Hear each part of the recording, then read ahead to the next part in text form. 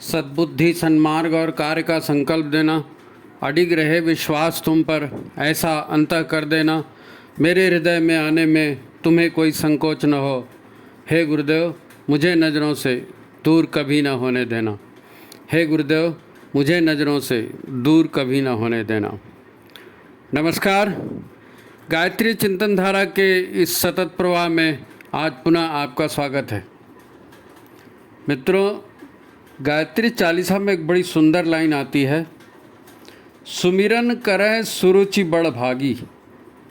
है तो गायत्री माता के लिए, गायत्री माता बोलिए, गायत्री विद्या बोलिए, आदि शक्ति बोलिए।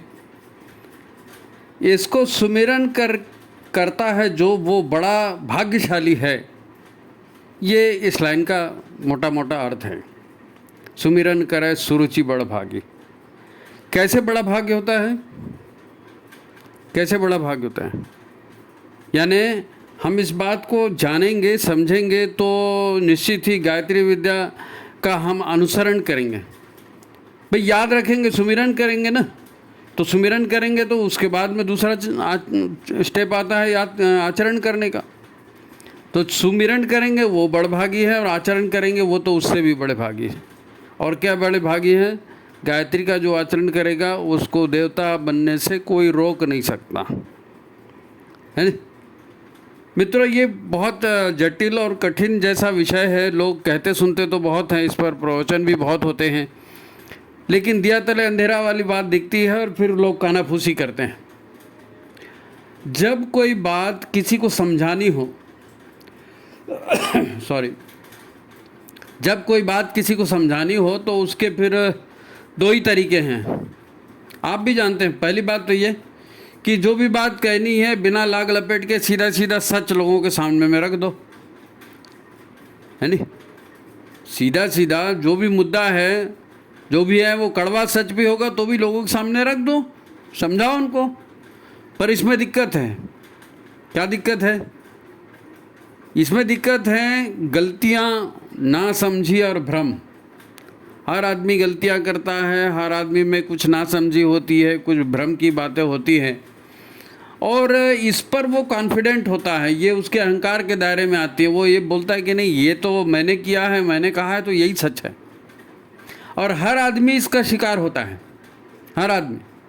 और आप जानते ही हैं कि आदमी अपनी अज्ञानता या अपनी गलतियों को स्वीकार नहीं कर पाता, क्योंकि उसे ज्ञान ही नहीं था, हैं? ज्ञान ही नहीं था उसको। इससे उसकी धारणाएं, उसके विचार भी सत्य से दूर रहे, क्योंकि वो खुद सत्य से दूर था, उसको मालूम नहीं था। तो उसके आधार पर उसने जो ज्ञान धारणाएं बना ली, मान्यताएं बना ली, वो भी सच नहीं थी, है ना? लेकिन वो अपने आप में इतना व्यस्त था, या है कहना चाहिए, जो भी हो, महिला हो पुरुष हो, वो अपने आप में इतना व्यस्त है कि उसके पास सत्य को जानने समझने का भी समय अब नहीं बचा है। जीवन में व्यस्तता इतनी बढ़ गई है, तो सच क्या है जानेगा कौन? उसने कह दिया, टीवी में आ गया, माँ बाप ने कह दिया, पड़ोसी ने कह दिया, दोस्त ने कह दिया, बस वही सच हो गया। उसने कहा तो हम मान लिए। तो फिर इससे विवाद, झगड़े, मनमुटाव ये सब होते रहता है, क्योंकि सच्चाई नहीं मालूम और आदमी उसी पे अड़ जाएगा कि नहीं ये सच है, तो क्या होगा? झगड़ा विवाद होगा, गलतफहमी, भ्रम, धोखाधड़ी, ये सब उसी के आधार पर तो चलते हैं। संबंध भी टूट जाते हैं, यही होता है। वह अपने जैसे कम अनुभवी, कम अज्ञानी लोगों के साथ रहना पसंद करेगा फिर, क्योंकि जो ज़्यादा जानकार है वो उसकी बात को टोकेगा, तो उसके साथ थोड़ी रहेगा वो कम जानकार लोगों के साथ रहेगा। ऐसे लोगों के साथ रहेगा जो उसकी हाँ में हाँ मिलाते रहेंगे, चमचागिरी जिसको बोलते हैं, है ना? तो ऐसे लोग धीरे धीरे अपनी मान्यता और धारणाओं पर कट्टर हो जाते हैं, नहीं बदलेंगे। आप बोल दीजिए, कर दीजिए, सब सुना दीजिए, वो यही कहेंगे कि नहीं भाई, ये तो हम कोई सन्यासी थोड़ी हैं, हम कोई गुरुजी थोड़ी हैं, हम कोई उतने महान थोड़ी हैं, हम तो सामान्य आदमी हैं। सामान्य आदमी तो गलतियां करता है, हम भी करेंगे, हम इतने बड़े आदमी नहीं हैं। अब क्या करोगे? अब अज्ञान, दुर्बुद्धि का मारा जीवन में सफल कैसे होगा? अज्ञान और दुर्बुद्धि का मारा व्यक्ति जीवन में सफल कैसे होगा? तो सुखी और संतुष्ट भी नहीं होगा, क्रोधी हो सकता है, हिंसक हो सकता है, चिड़चिड़ा हो सकता है, लेकिन सुखी संतुष्ट नहीं हो पाएगा। अपनी बात कहने का दूसरा तरीका है प्रेम, शांति और धैर्य का। प्रेम, शांति और धैर्य का मार्ग है ये। जाहिर है आज के मशीनी माहौल में लोग ना तो समय देंगे, न ही विश्वास करेंगे, तब दूसरा मार्ग कैसे चलेगा? तब क्या होगा? एक प्रकृति है, प्रकृति का मार्ग है ठोकर खाओ और सीखो, ठोकर खाओ और सीखो, है नहीं भाई? कड़वी सच्चाई समझ में नहीं आई, प्रेम की बात सुनने का समय नहीं है, तो फिर ठोकर लगेगी तो उससे सीखेगा आदमी। और कौन सा तीसरा रास्ता और चौथा रास्ता और कौन सा? पर यह तभी होगा जब अपनी गलती को स्वीकार करने का उसमें साहस हो। नहीं तो लोगों को ठोकर पड़ती है, फिर भी लोग क्या कहते हैं, उसकी वजह से वो मेरे से जलता है, वो मेरा फलाना है, वो मेरा अच्छा नहीं देख सकता, फलाना यानी वो सीखने की तैयार ही नहीं है ना, सीखने की तैयार ही नहीं है। ठोकर खा के भी आदमी नहीं सीख रहा है। आज दुनिया में, परिवार में और व्यक्तिगत जीवन में भी बहुत कुछ गलत हो रहा है, बहुत कुछ गलत हो रहा है। सबको यही शिकायत है कि गलत हो रहा है। अच्छा, गलतियां सभी कर रहे हैं तो सभी दुखी भी हैं, सभी परेशान भी हैं। गुरुदेव ने एक अलग ही मार्ग अपनाया, दूसरा मार्ग चुना। उन्होंने सद्बुद्धि और सत्कर्म को जीवन व्यवहार में उतारने का आग्रह किया, जीवन व्यवहार में उतारने का आग्रह किया। इसे ही गायत्री और यज्ञ का मार्ग कहते हैं, गायत्री और यज्ञ का मार्ग। पर उन्होंने बात को सहज, सरल और सौम्य तरीके से बताने के लिए जो है ना धर्मतंत्र का सहारा लिया। उन्होंने ये नहीं कहा कि मैं भाषण दे रहा हूँ और तुम सुन लो, या मैं बड़ा हूँ, विद्वान हूँ और तुम नहीं जानते, तुमको मैं सिखाने आऊँ, ये सब नहीं कहा। उन्होंने कहा सरल और सौम्य तरीके से, धर्मतंत्र का सहारा लिया उन्होंने। गायत्री और यज्ञ को देवी और देवता के रूप में हमारे सामने रखा। श्रद्धा से, रीति रिवाज मानकर, परंपरा मानकर आप करते जाओ, ये उनका आग्रह था। श्रद्धा से, रीति रिवाज, परंपरा मानकर, अच्छी बात मानकर उसको करते जाओ। और फिर इसका विज्ञान समझो तो फिर प्रज्ञा के सहारे आओ, विचार क्रांति के सहारे आओ। अब विचार क्रांति के लिए समय नहीं है, दिमाग नहीं है, तो श्रद्धा के मार्ग से चलो। सजल श्रद्धा, प्रखर प्रज्ञा, है नहीं?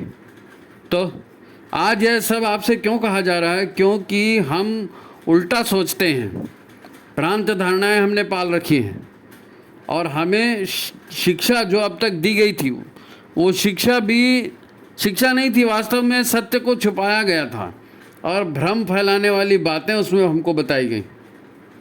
अब दुनिया को, यहाँ की घटनाओं को आँख खोलकर देखने और समझने के अलावा और कोई हमारे पास उपाय है? कोई उपाय नहीं है। आँख खोल कर देखो, समझो। हमें बात को समझने के लिए, सत्य को जानने के लिए समय देना ही पड़ेगा। इसने कह दिया, उसने कह दिया नहीं। सत्य को इसलिए कहते ना, सत्य को कहने सुनने से सत्य नहीं हो जाता, सत्य को जीवन में उतारना पड़ता है। जो भी आप सिद्धांत की बातें बोल रहे हो उस पर जी के दिखाओ, है नहीं? तुम जी के दिखाओ तभी जिएगा तुम्हारे जैसा कोई आदमी, और तुम करके दिखाओ तभी करेगा तुम्हारे जैसा कोई आदमी। रोल मॉडल चाहिए, क्योंकि विनाश की तीव्रता भी बड़ी तेज़ी से बढ़ रही है। तो इसके पहले कि आज की चर्चा को अपन आगे बढ़ाएं, आप वीडियो को लाइक कर दीजिए, शेयर कर दीजिए, और चैनल पर यदि आप नए हैं, पहली बार चैनल देख रहे हैं, तो चैनल को सब्सक्राइब भी कर दीजिए, ठीक है? तो इसके पहले कि विस्तृत वर्णन पे जाएं, गुरुदेव के कहे एक वाक्य को हम दो हिस्सों में काट कर पहले ठीक से समझ लें, क्योंकि ये सारे विषय, युग निर्माण के विषय जो ना, ये समझ के ही विषय है, समझदारी के विषय हैं। इसको सीरियसली जब तक सुनेंगे नहीं, बात समझ में ही नहीं आएगी, है नहीं? गुरुदेव का कोटेशन है, एक वाक्य है, उसको दो भागों में अपन काट के देखेंगे। एक बात तो जो निर्विवाद है कि दुनिया में दुख परेशानियां बहुत ज़्यादा बढ़ गई हैं, और वो सब हो रहा है जिसे बिल्कुल नहीं होना चाहिए था, है नहीं? यानी जो जो नहीं होना चाहिए वही वही हो रहा है। इसी संदर्भ में गुरुदेव कहते हैं कि हमें मानव समाज में चल रहे हर उल्टे चाल चलन को उलटकर पुनः सीधा करना है नहीं? भाई लोग बोलते हैं ना, उसको सिखा दो, ज़रा उसको समझा दो, ये ठीक नहीं है, वो ठीक नहीं है, तो ये उल्टे को उलटकर सीधा करना है ना। बंदा उल्टा कर रहा है तो आप उसको सीधा करना चाहते हैं। गुरुदेव भी तो यही बोल रहे हैं, है ना, कि हमको बहुत बड़ा काम करना है, दुनिया के उल्टे चाल चलन को उलट के सीधा करना है। अब दूसरी बात ये कि वो उल्टी बातें क्या हैं जिन्हें उल्टा करके और सीधा करना है। उल्टी बातें क्या हैं? दुनिया भर की समस्याओं को दूर करने का उपाय जो गुरुदेव ने बताया, वो उपाय क्या है? व्यक्ति निर्माण, परिवार निर्माण कार्यक्रम। व्यक्ति निर्माण, परिवार निर्माण कार्यक्रम, यही तो आधार है ना। संस्कार वंस्कार जितने भी है, गायत्री यज्ञ, ये वो सब क्या है? व्यक्ति और परिवार निर्माण के लिए है। अब समस्या ये है कि संत कबीर जैसे आदमी आपको कहाँ से मिलेंगे? संत कबीर के जैसे मैं इसलिए बोल रहा हूँ कि कबीरदास जी कहते हैं कि भाई बुरा जो देखन मैं चला, बुरा न मिलिया कोई, और जो दिल खोजा अपना मुझसा बुरा न कोई। तो कबीर अपनी बुराई मानने के लिए तैयार है, लेकिन हर आदमी थोड़ी मानता है भाई, कोई नहीं मानता अपनी बुराई को। वो तो हमेशा कहता है उसकी गलती है, उसकी गलती है, मेरी कोई गलती नहीं। ये समस्या है कि कबीर जैसा आदमी तो मिलेगा नहीं। उन्होंने कड़वा सच नहीं कहा, प्रेम से कहा, प्रेम से कहा। गुरुदेव ने ये बात नहीं कही कि तुम जो है अहंकारी हो और तुम्हारे पास दिमाग नहीं है और तुम अपनी बुद्धि कैसे नालायक हो, अपनी गलती को खुद नहीं समझ रहे हो, ऐसा गुरुदेव का नहीं। गुरुदेव ने ऐसा टकराने वाली कोई बात ही नहीं की। गुरुदेव ने कहा बेटा गायत्री का जाप करो, 3 आचमन करो, मन वाणी अंतःकरण को शुद्ध करो, 3 आचमन करो। क्या होगा? गायत्री अवतरित होगी। प्राणायाम करो, और हर यज्ञ में जो है देव दक्षिणा के रूप में अपनी एक बुराई को छोड़ने का संकल्प लो यज्ञ भगवान के सामने कि भाई ये बुराई है, मैं आज इसको त्याग कर रहा हूँ, देवताओं को अपनी बुराई देता हूँ। गायत्री जाप और गायत्री यज्ञ को उन्होंने सामने रखा, पर उनका असल काम रहा व्यक्ति निर्माण, परिवार निर्माण और नारी को बेहतर बनाना, है नहीं। गुरुदेव का अगर पूरे कार्यक्रम में आप एसेंस देखें, उसका सार देखें, तो सार क्या है? व्यक्ति निर्माण, परिवार निर्माण और नारी को बेहतर बनाना। ये 3 बातें ऐसी हैं जीवन के लिए 3 महत्वपूर्ण बातें हैं। इतनी महत्वपूर्ण है जैसे सांस लेना होता है नहीं, पानी पीना, सांस लेना, भोजन करना, इतना महत्वपूर्ण बात है व्यक्ति निर्माण, परिवार निर्माण और नारी को बेहतर बनाना।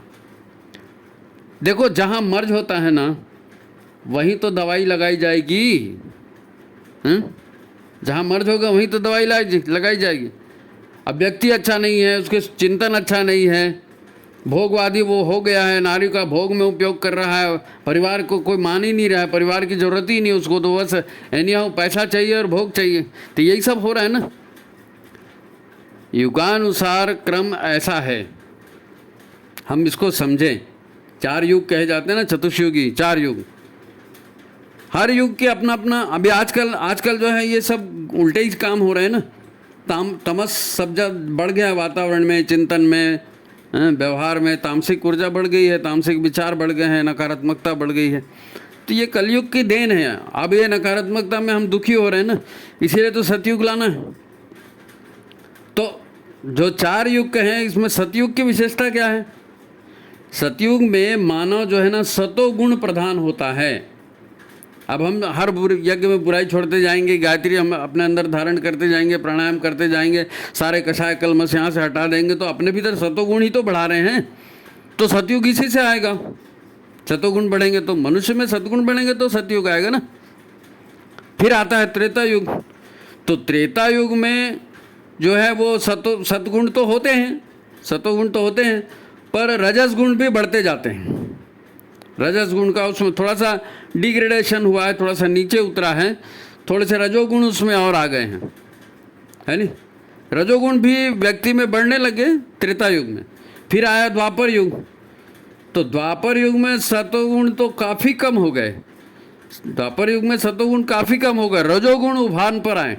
सबसे ज़्यादा रजोगुण, लड़ना मरना, राज करना है, अपना दबका, दादागिरी, ये वो रजोगुण।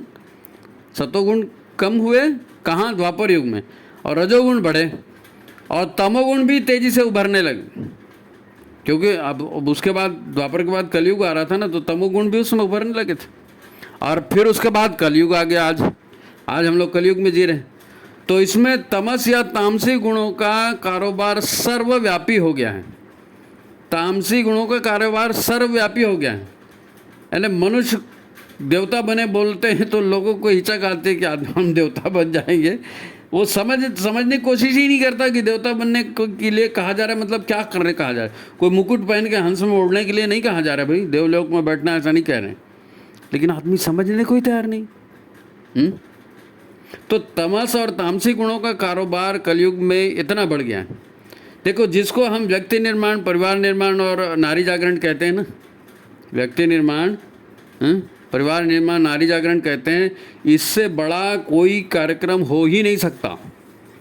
इससे बड़ा कोई कार्यक्रम नहीं हो सकता भाई। मनुष्य अच्छा बनेगा, और मनुष्य बनाने की फैक्ट्री परिवार, और परिवार अगर अच्छा बनेगा तो वहाँ मनुष्य भी अच्छा बनेगा, और परिवार में संस्कार अच्छे रहेंगे तो वो अच्छाई टिकी रहेगी, और लोग अच्छे होंगे तो व्यवहार अच्छा होगा तो सुख शांति होगी ना।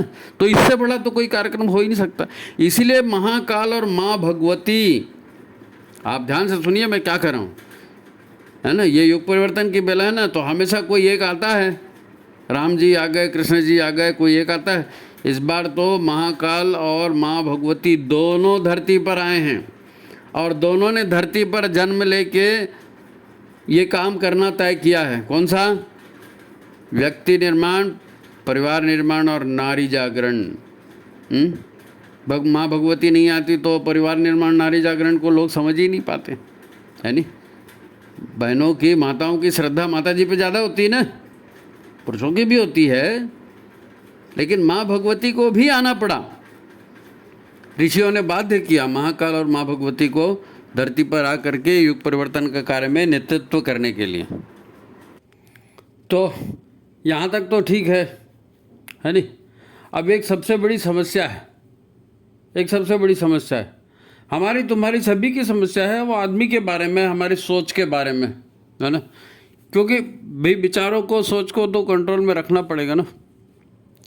तो ये आदमी के बारे में है, अपने जीवन के बारे में, अपना अज्ञान कैसे काम करता है, और हम उस अज्ञान से पीछा छुड़ाएं।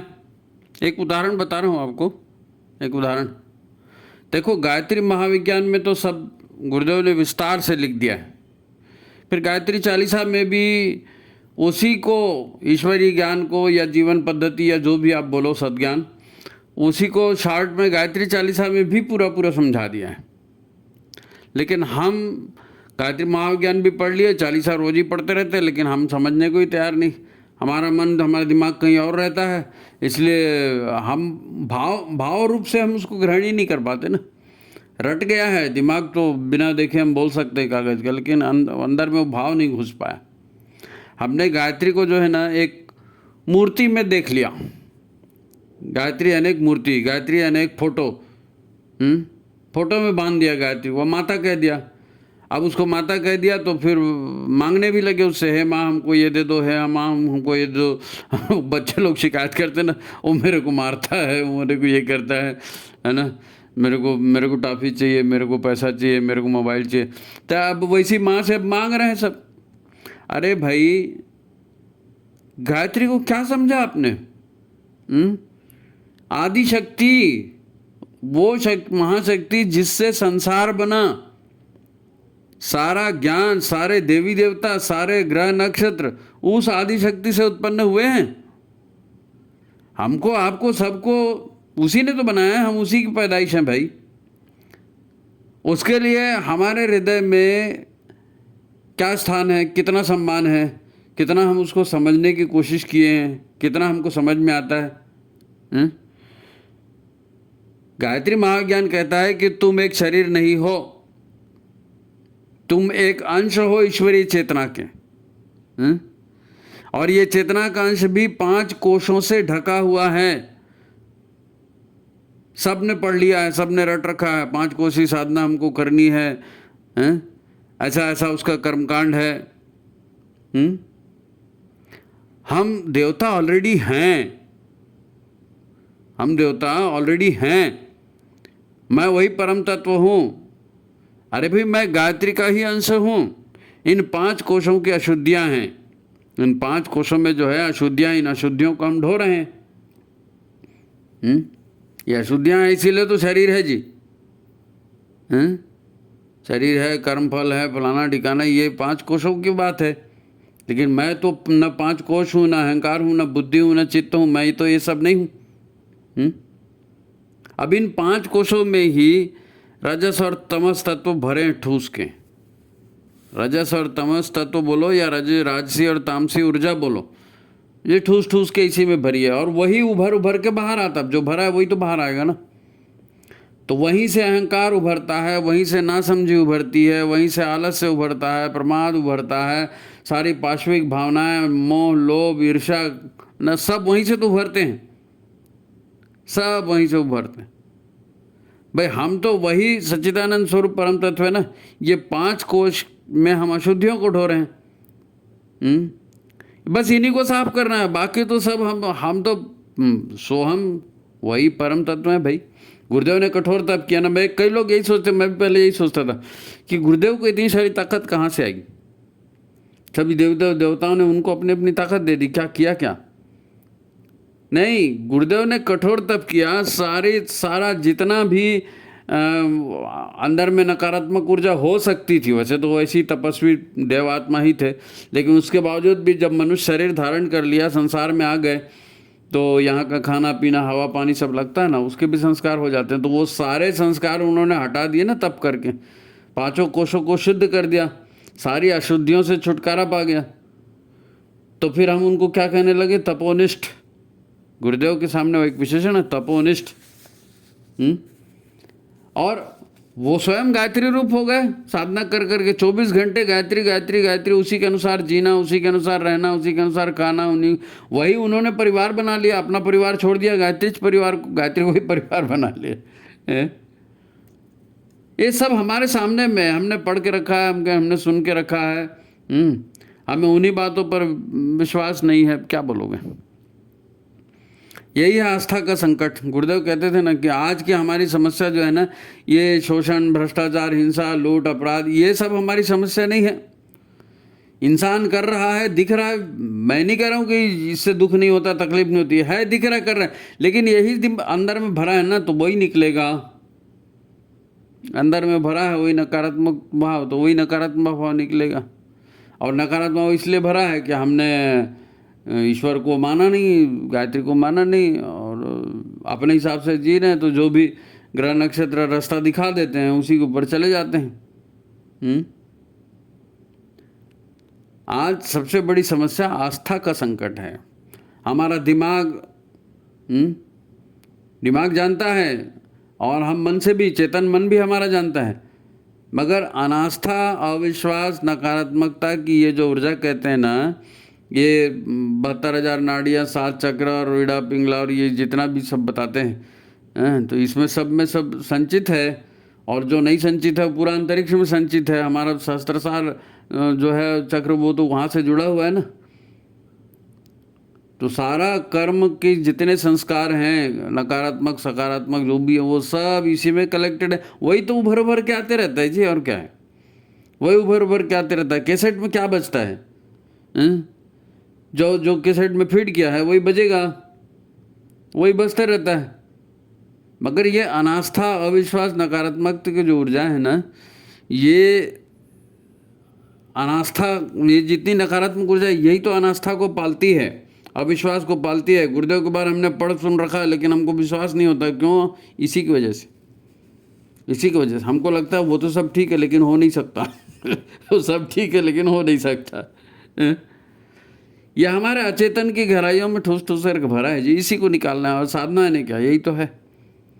लोग साधना के जाप, साधना के कर्मकांड तो कर लेते हैं, लेकिन प्रज्ञा भी जागृत नहीं करते, और अपनी भावनाएं भी वैसे नहीं बनाते, श्रद्धा वैसे विकसित नहीं करते ईश्वर के प्रति, गायत्री के प्रति। प्रज्ञा इनकी भसक जाती है। थोड़ा सा लोभ आ गया, थोड़ा सा भोग का चांस आ गया ना, तो कहाँ गई ज्ञानवान सब एक तरफ हो जाते हैं, फिसल जाता है आदमी। तो गायत्री साधना क्या है? आदि शक्ति को, वैदिक ज्ञान को, ईश्वर के विधान को सर्वोच्च स्थान देना। मैं ईश्वर को सर्वव्यापी और न्यायकारी मानकर उसके अनुशासन में जीवन उतारूंगा, ये गायत्री साधना है। खाते पीते, सोते जागते, उठते बैठते, हर चिंतन में, हर विचार में, हर भाव में गायत्री के चिंतन को ही प्राथमिकता देना, गायत्री के ज्ञान को ही प्राथमिकता देना। गायत्री चालीसा में एक बड़ी सुंदर लाइन है जी, ग्रह नक्षत्र ब्रह्मांड घनेरे सब गतिमान तुम्हारे प्रेरे। अब ये ग्रह नक्षत्र ब्रह्मांड ये सब अलग अलग गुणों के पिंड हैं, ये अपना काम करते हैं, ये अपनी ऊर्जा सब और फेंकते, तो आप उसके चक्कर में क्यों आते हो? नहीं साहब हमको राहु का चक्कर हो गया और शनि का चक्कर हो गया। और तुम खुद सबसे बड़े ग्रह हो भाई, गायत्री तुम्हारे अंदर है, तुम सारे ग्रहों को चला सकते हो। नहीं साहब वो ग्रह नक्षत्र खराब चल रहे हैं। अरे किसी के कितने भी बुरे दिन चल रहे हो, किसी कितनी भी बुरी मुसीबतों से आप घिरा हुआ अनुभव करते हो स्वतः को, तो ये सब जो है ना एक पल में निर्मूल हो जाएगा। आपको जो लगता है कि मेरा घाटा हो जाएगा, मेरा अपमान हो जाएगा, मेरे ऊपर मुसीबत आ जाएगी, वो मैं तो मर जाऊंगा, वो मैं तो मर जाऊंगी, ये सारे भ्रम हैं, ये सारे भ्रम है, ये सब दुर्बुद्धि की उपज है। दुर्बुद्धि मतलब गायत्री का उल्टा है नहीं? क्या मत समझते हैं आप? अरे जैसे हमने भाव बनाया वैसे हम हो गए, जैसे हमने भाव बनाया वैसे हम हो गए। भाई आत्मा का तो कोई लिंग नहीं होता, न स्त्री होता है न पुरुष होता है, तो जैसे हमारे भाव थे तो हम स्त्री बन गए, हमारे भाव थे तो हम पुरुष बन गए। हमारे भाव ऐसे ही रहेंगे तो हम कुत्ता, बिल्ली, हिरण, सांप कुछ भी बन जाएंगे। हमारे कहते हैं ना जीवों को मत सताओ, क्योंकि वो भी इंसान ही रहे होंगे भाई, किसी योनि में काम में फंस गए तो आ गए इसमें, तो ये भी इंसान ही है, इनको मत फंसाओ, मत कष्ट दो।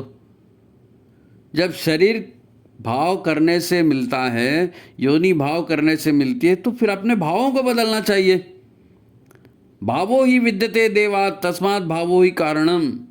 भावना में ही देव शक्तियाँ विराजमान हैं, हर बात के लिए भाव ही कारण है। तो अपनी भावना को बदलो, अपनी भावनाओं को बदलो, गायत्री धारण करो ना। अन्याय किसी के साथ नहीं हो सकता। को न को सुख दुख कर दाता, निज कर्म करहि भोग ही सब भ्राता।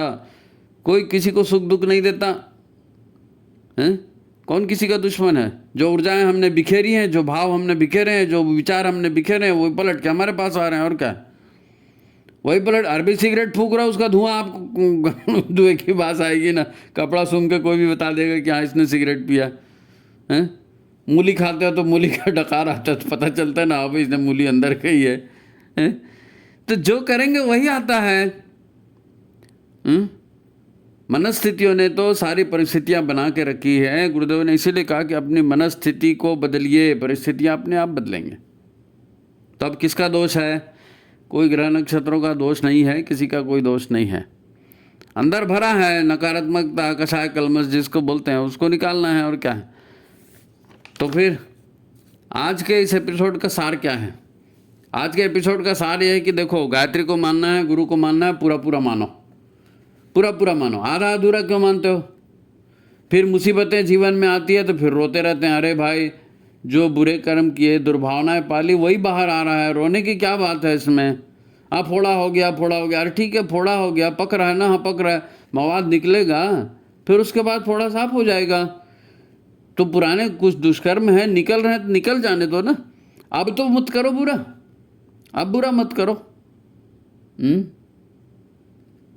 सब प्रारब्ध आरब्ध सब कर्मफल ये हमारे हाथ का है, हम लोग खुद ही बनाते हैं, खुद ही बिगाड़ते हैं।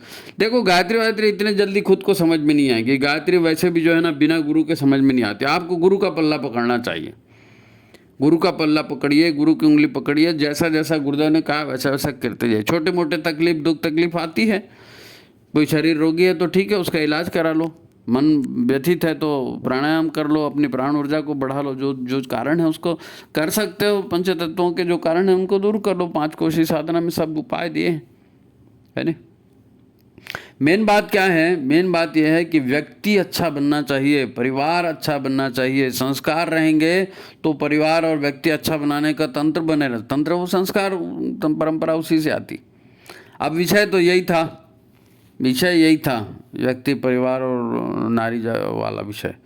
माता जी का आदेश आ गया, आधे बीच में तो ये बदलना पड़ गया। नहीं तो अभी अगले अपन यही देने वाले थे कि दुनिया में आज जितने ये महायुद्ध जैसे चल रहे हैं ना, रूस, अमेरिका, यूरोप, चीन और ये जितने भी लड़ाई झगड़े रे सब हो रहे हैं, इनके पीछे कारण क्या है? इनके पीछे मूल कारण जाके देखेंगे ना अंदर में, तो नारी से दुर्व्यवहार है। जयत्र नार्यस्तु पूज्यन्ते बोलते ही नहीं, रमंत्रे तत्र देवता। तो जहाँ नारी का अपमान होता है, नारी को घसीटा जाता है, नारी को पददलित किया जाता है, वहाँ ऐसी स्थिति आती जैसी आज दुनिया की है, जैसी आज दुनिया की है। ये विषय था अपना, लेकिन अब व्यक्ति निर्माण वाला, गायत्री वाला जो है, ये मूल बात है। अब इसी पर यहाँ तक आ गए तो अब क्या करें, ज़्यादा बड़ा वीडियो कर नहीं सकते फिर, तो अगले अंक में देखेंगे बाकी को। महत्वपूर्ण विषय चल रहे हैं। वंदनी माता जी की जन्म शताब्दी पर बहुत अच्छे अच्छे विषय आ रहे हैं, 2-4 बार सुनिए और भी लोगों को सुनाइए। माता जी की कृपा से लोगों का कल्याण हो जाए, आप उसमें सहभागी बन जाए। तो वीडियो को लाइक करिए, शेयर करिए। आज की बात यहीं समाप्त करते हैं, ठीक है? अगले अंक में देखेंगे, मिलेंगे। सभी को प्रणाम, नमस्कार।